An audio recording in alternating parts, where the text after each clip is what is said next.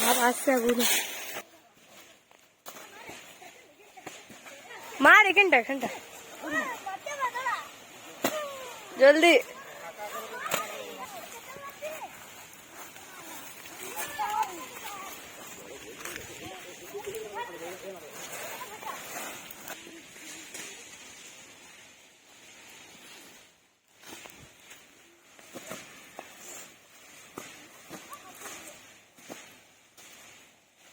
Junior high স্কুলে পড়াই এই মুহূর্তে।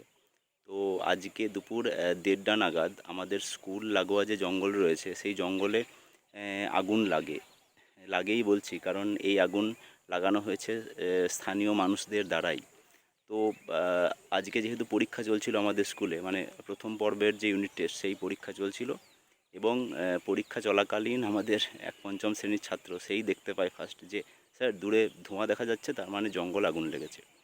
তো যাই হোক, যথারীতি পরীক্ষা হলো। পরীক্ষা শেষ হওয়া মাত্রই আমরা বেশ কিছু ছাত্রছাত্রীদেরকে নিয়ে আমরা জঙ্গলে যাই, এবং জঙ্গলে গিয়ে প্রায় পৌনে 1 ঘন্টার চেষ্টায় ওই আগুন নেভাতে পেরেছিলাম আর কি।